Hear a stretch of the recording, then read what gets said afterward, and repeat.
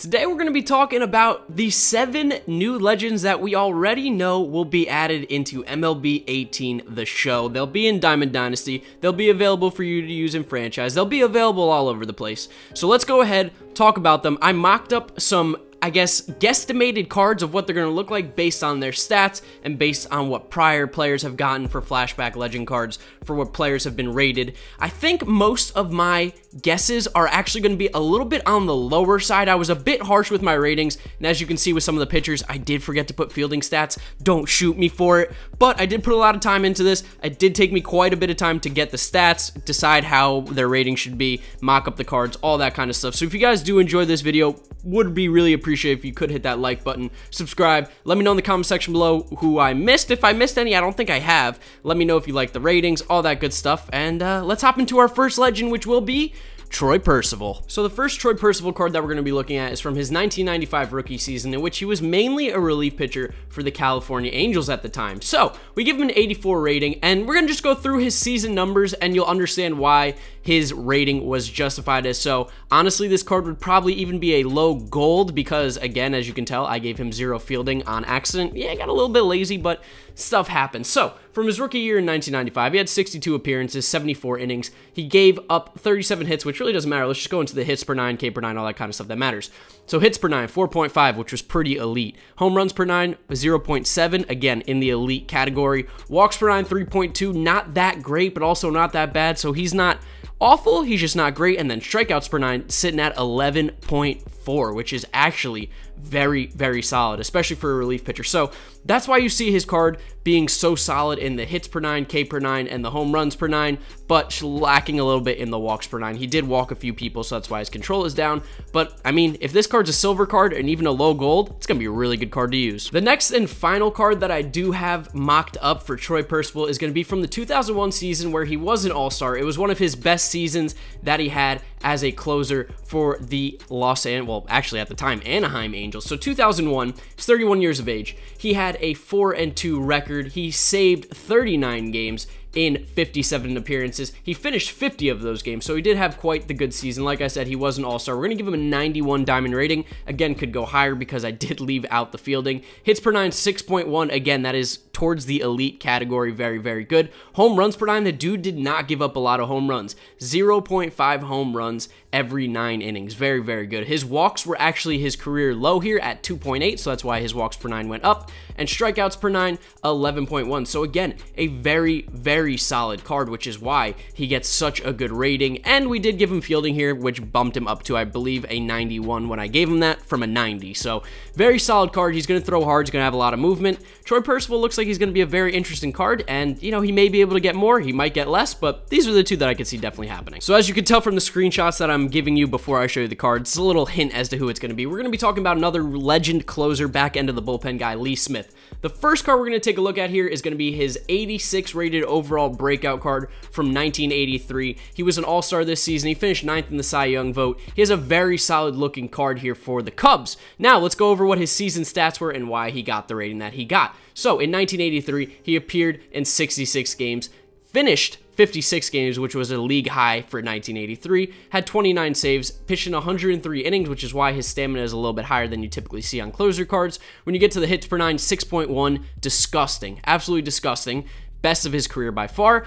We have 0.4 home runs per 9. Again, a lot of these pitchers did not give up home runs, which is great. The biggest issue here with him, his walks per 9, not incredible at 3.6, and his strikeouts per 9 at 7.9 for the season wasn't incredibly high, which is why he gets a gold card here, but he's got really good stuff, really good velocity, really nice break. If you can get the control down with him, he looks like he should be a very fun card to use. The next Lee Smith card on the docket for us is going to be a Diamond 91 overall Impact veteran, Lee Smith, from the year 1994, where he actually was an all-star, finished 5th in Cy Young voting, and 14th in MVP for the Baltimore Orioles as a 36-year-old. So that's pretty impressive, especially as a closer. You don't see that stuff happening nowadays. So in 1994, he appeared in 41 games, finished 39 of them, and had 33 saves with a 1-4 record, a 3.29 ERA, and a 1.174 whip. So 91 overall, you must be wondering, how did he get to that? So of course, hits per 9, very good still at 8.0. It was above average for closers at his time, which is why he gets about an 83 overall there. Home runs per 9, this is actually one of his worst years at 1.4, so that goes down. But for those of you who play Diamond Dynasty and actually play the game, you know that that has no effect on actual in-game performance. It just helps with boosting rating. Walks per 9, one of the best in his career at 2.6, so that's why that went up, so his control was very good. And strikeouts per 9, 9.9, so actually up from his breakout card in 1983, which also helps him out with his strikeouts in-game and the PCI placement, all that kind of good stuff. So, this 91 Lee Smith card looks very solid, and I'm excited to show you the last one. Now, the last Lee Smith card that I'm going to talk about is pretty disgusting. As you can see on the screen, 95 overall All-Star from the year that he played with the Cardinals in 1991. He was a beast. He appeared in 67 games. He had 61 finish games, 47 saves, which led the league. His ERA was 2.34. He had a 1.137 whip. Hits per 9, 8.6, you know, not the best, not the worst, still very, very solid. Home runs per 9.6, again, that's an elite category right there. When you get to the walks per 9, 1.6. The dude's control was off the charts this season. And like I said, in 73 innings, he only walked how many batters? 13 batters, that's insane. Strikeouts per 9, 8.3. He finished second in Cy Young that year, 8th in the MVP. Again, this is a closer, finishing high in Cy Young and MVP voting. So the guy was a beast. He honestly will probably even get a higher than 95 rating, because again, I don't know how these pitchers field. I'm just giving them a baseline where it's like, it's not going to hurt them, it's only going to help them, but just maybe 1 or 2 rating points. This Lee Smith card is definitely going to be someone I want to pick up, of course, if they do come out with them. The third legend pitcher that we're going to talk about in this video is Doc Ellis. Now, this guy wasn't necessarily the greatest pitcher of all time. He's not a Hall of Famer, but he did have some good seasons, and he's very famous for, of course, throwing a no-hitter on LSD. So let's take a look at his first card here in 1968, his rookie card. We're going to go ahead and give him a 74 overall bronze, and you'll see why. He did have a nice ERA, but for those of you who know how this game works, ERA is not a stat that translates into MLB The Show. We got to go off his per 9s and his velocity, all that kind of stuff. So his per 9s, 7.1 hits per 9, very good, which is why that's one of his higher rated stats. But again, he only pitched in limited time, so I can't give him an elite category there. I'll just give him, you know, pretty solid. Home runs per 9.3, again, very good number there. Helps him out, but in-game really doesn't do much for him. Walks per 9, 3.3, not very good. Like I said, in 104 innings, 38 walks, it's really not a great ratio. And his strikeouts per 9 were 4.5, so not too good, but again, it's a bronze card, so, you know, if you're starting up in Diamond Dynasty, maybe he's a guy you want, but I don't see much playability for him throughout the year. The next card for Doc Ellis we're going to talk about is actually going to be an Impact Veteran card from the year 1976, where he did pitch with the New York Yankees. 17-8 record with a 3.19 ERA. You might be wondering, how is he so low on the rating scale? Well, it's just because his per 9s really weren't that great. He did not strike out anybody this season. He finished with 65 strikeouts in 200 innings. It's tough to get a guy high rated in this game as a pitcher when they don't strike people out. So, per 9s, again, 88.3 for the hits. It's pretty good, not incredible. Home runs were actually up a little bit for him at 0.6. His walks, 3.2. He did seem to have a little bit of a walking issue at some points in his career, and he didn't strike out anybody. Like I said, 2.8 strikeouts per 9 innings, 65 in 211 innings, which is what kills his rating here and why he gets an 81 overall rated card for the New York Yankees. So basically, an events card at best. And the final Doc Ellis card we will be covering in this video is going to be from his best season by far, 1971. He was an All-Star and finished 4th in the Cy Young voting in the National League for the Pittsburgh Pirates. He has an 88 rated overall card here. You see the pitches that he has to. Will be an interesting card to see how it plays next year for sure. So let's go through his numbers and we'll see why he got there. 19-9 with 3.06 ERA in 226 innings. His hits per 9, 8.2, pretty standard to what his career was. Home runs 0.06 or 0.6. Oh my goodness, I don't know how to speak. Walks per 9, 2.5, which was basically the best of his career besides 1972, so his walks per 9 goes up. Strikeouts, again, the dude didn't strike out a lot of guys. 137 in 226 innings gives him a 5.4 strikeouts per 9. So Doc Ellis' 88 overall rated card looks good, but again, probably not game breaking. So now we're going to get going into our first legend hitter, which is actually Pee Wee Reese, played for the Brooklyn Dodgers in the 40s and 50s. We're going to start off with his 82 rated all impact veteran card from the year 1954, where he was an all-star and finished 9th in the MVP voting. Now, Pee Wee Reese, again, gonna be a little bit of a Luis Aparicio type player, but he's still pretty decent. So, in 1954, he had 10 homers, 69 RBIs, batting average was 309, on base 404, 455 slugging, OPS 859. This is his older season, so he did not steal as many bases as he did in, his prime. He did slow down quite a bit, but the dude didn't strike out a lot. He walked a lot, so his vision and discipline should be very good. Solid little hitter, solid decent fielder. It's an okay card. And now we get into the diamond card for Pee Wee Reese. I know I put the wrong year there. I do apologize, but this is going to be his all-star card from the year 1949. He was 30 years old. He finished 5th in MVP voting this year. This is definitely his best season that he had as a player for the Brooklyn Dodgers. So, in 1949, he hit 16 home runs, 73 RBIs, 26 stolen bases. He walked 116 times and only struck out 59 times. So you had a 279 batting average, 396 on base. His OPS was 8.806, and he actually had a over 100 OPS plus, considering he didn't necessarily hit for that much power, but he was a very, very solid player. Of course, when you look at his card stats, nice contact, nice stuff, but what you're going to get him for is good fielding, good speed. He's a solid contact player. Maybe not going to be in everybody's lineup, but at the start of the game, could see some play. So we're now down to our final 3 legends. We're going to get started off with a pitcher here. Don Sutton won 300 games. He's a beast. Let's get it going with his gold 1980 Impact Veteran card with the Los Angeles Dodgers, 87 rated. He actually had a very good season, 13-5 with a 2.20 ERA, which actually led the league. When you take a look at his card, here's why the numbers he got. 6.9 hits per 9, pretty elite for a starting pitcher. He gave up about a home run a game at 0.8. His walks, dude had great control, 2 walks per game, and 5.4 strikeouts. So the strikeouts were a bit low, which is why you're going to see him at a gold card, but everything else, really, really good. Doesn't have that crazy of velocity, so I don't know how great this card will be playability-wise, but Don Sutton 87, that's a good starter for him. Now, this may surprise some people, but I gave his rookie card a 91 overall rating, and you might be wondering, like, dang, is this going to be the highest rated card of him? No, it's not, but he actually had a great year despite his win-loss record, because as we know, it's a little bit overrated when you look at it in a singular year. So he was 12-12 that year with a 2.99 ERA, but when you look at his per nines, you understand why he's a diamond. So, in a rookie year, 7.7 hits per 9, and he pitched 225 innings, so he was pitching. 7.7, that was elite for the time in 1966.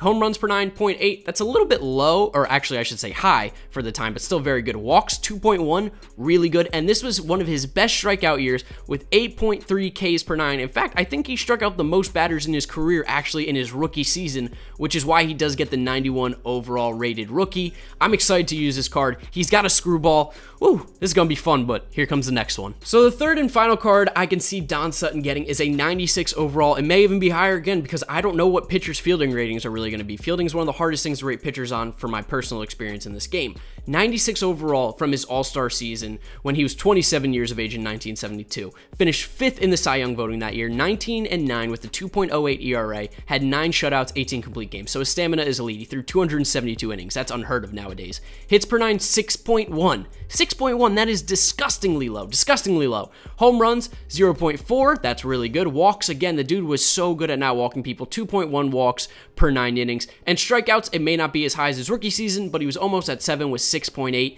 This 96 overall card looks like it's just going to be a ground ball machine. He's going to be able to control the zone, throw that screwball in there. I know he doesn't have a changeup, but that screwball makes it so much, it's a different ball game with him. So I'm really excited to see these Don Sutton cards come out. Looks like a solid legend. Down to our second to last legend, we're going to be going with a bit of surprise I didn't expect him to see in the game. It's Benito Santiago. So the first card we're going to be covering is a hardware card for him. Yes, he was Rookie of the Year in 1987 as a catcher for the San Diego Padres. Now, Benito Santiago, what makes him very good behind the dish and will give him a bit higher rating than most is he was disgusting defensively. Dude had a cannon. Dude was a beast. You could call him Yadier Molina before Yadier Molina. So he was really good. One Rookie of the Year. He put up good power, 18 home runs, 79 RBIs. The thing that it's also really interesting about this card is he stole 21 bases, so he had decent speed. Now, what does hurt him, didn't really walk. He walked 16 times in 146 games, and he did strike out 100 plus times, but he did put up a 300 average, 467 slugging. He put up a bunch of extra base hits, 33 doubles as well, so he was a solid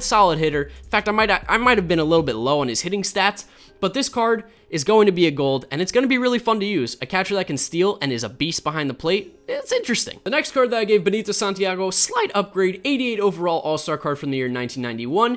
Decent year, Probably one of his better years for card-wise when he was an all-star. 17 homers, 87 RBIs. He only hit 267, which is why you see his contact go down. But again, this was prime defensive for him. He was gross behind the dish, so his defensive stats are really, really good. As a catcher, he played 152 games, which is just unheard of nowadays. There's really not much else to say about it. Not great hitting-wise, great defensively. He actually stole 8 bases that year, got caught stealing 10 times, so he was aggressive on the base paths, but he was getting caught a bit. You're going to get this guy for defensive reasons, otherwise you'd go with the hardware card. Again, none of these cards are official though, so just all guesses. And the final card we will be covering with Benito Santiago is an Impact Veteran Diamond 90 overall. Now you might be wondering how he got a diamond. Of course, good defensively, but this was by far his biggest power year with the Phillies. Impact Veteran, 31 years of age. He hit 30 home runs, career high. Before that, his career high was 18 when he was a rookie, so power came out of nowhere. 85 RBIs. He did only hit 264, but he started to walk a little bit more, 49 walks, which was also a career high for him, maybe because of the power that was coming along. You still have the great defensive stats. You're gonna lose the speed. He only stole 2 bases that year. He was not running like he was his rookie season, but still a really interesting card, and I might have to play with it if it's out. For those of you who stuck along for the entire video, thank you for that. We're down to the final legend. That's right. You thought we weren't going to cover Babe Ruth, but we are. Babe Ruth is such an interesting card in this game because hitting-wise, the dude's basically a 99 every year except towards the end, and he can also get pitcher cards, and we are going to cover those pitcher cards to the best of my ability. Don't kill me in the comment section below, or kill me in the comment section below. Let's just get going right into it with Babe Ruth's first pitcher card. So the cool thing about Babe Ruth is that his first card is actually going to be a rookie pitcher from 1915, where he went 18-8 with a 2.44 ERA. Now keep in mind, the game was a lot different in 1915, so a lot of his numbers in the power department, hits-wise, are going to be a little bit inflated, so that's why they're maybe not as high as you think they should be when you hear his per nines, but it'll make sense. So as a rookie, 6.9 hits per 9, 0.1 home runs per 9. I mean, there was guys that didn't give up home runs that season, so just keep that in mind. 3.5 walks, which was extremely high, and 4.6 strikeouts, which was also very high for the time. Gets him an 80 overall rookie card. It's going to be interesting to see Babe Ruth pitch, to say the least. Now, funnily enough, you do see that there is a diamond pitching card that I'm giving Babe Ruth for the next year, where I'm going to call it his breakout, because I really couldn't think of anything else to give it. Went 23-12 with a 1.75 ERA. He pitched 44 games that season, 23 complete games, 9 shutouts. His best season by far pitching-wise, 6.4 hits per 9, which was a league leader, 0.0 home runs per 9. That's right, he did not give up a home run in 323 innings in 1916, which is really impressive when you think about it, but also at the same time, power wasn't like it was nowadays. He still had the walk issue at 3.3, and he was striking guys out an elite percentage for the time at 4.7. So this 92 overall Babe Ruth card should be interesting. I don't know how hard he threw. These are all guesses. If he throws hard, ooh, that card's gonna be fun. The next card we're gonna be talking about is actually the first of the hitters of Babe Ruth.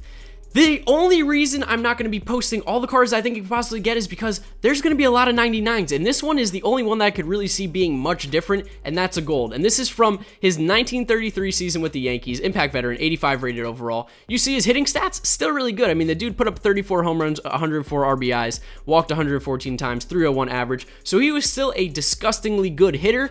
It's just, he got old, he wasn't as good as he was, and, you know, in the field, is Babe Ruth. He's a little bit sketchy, so that's why he gets a gold card. It'll probably be a little higher than 85, probably closer to 88, 89, but for the most part, he's going to be getting 99 cards, which leads us to our next and final card of Babe Ruth. So, the final card of Babe Ruth is going to be from his 1923 MVP season, hardware, 99 overall. I mean, you guys guessed it. Now, of course, you could have given him a card from 1927 when he hit 60 home runs, but I mean, the dude's got 99s in contact versus righty and lefty, 99 power versus righty, 94 versus lefty. It was disgusting, absolutely disgusting, and that's why I didn't make more cards of him, is because I'm like, they're all going to be pretty similar when you break it down as a hitter. So let's just go over some stats real quick that are really going to blow your mind. Against righties that year, 109 games, 491 plate appearances, 372 at-bats. He hit 30 home runs, 92 RBIs, walked 115 times, and yeah, had a batting average of 414. Not too shabby, as well as an on-base percentage of 554. So the dude basically had a better chance of getting on base than getting out against right-handed pitchers. Against lefties, yeah, it was still pretty good. 206 plate appearances, he hit 11 homers, only struck out 39 times, had a 345 batting average, 527 on-base percentage, 676 slugging. Yeah, Babe Ruth, maybe not the GOAT, but gosh, she is real close. And yeah, that's gonna be pretty much it for this video. A little bit long, but if you guys stick through it, I really do appreciate it. Make sure you get in the comment section below, let me know what you think of these ratings, what cards you're excited to get. I'm excited about a lot of these cards. Don't forget to check out their stream that they're doing on Twitch later today. I won't be around to watch it because I'll be in class, but I'm excited to see the improvements, and they're also dropping a new legend. Like, subscribe, all that good shit. Thanks guys for watching. I'll see you next time. Bye. I said that's the vacation. I don't know what's gonna happen. I just gotta make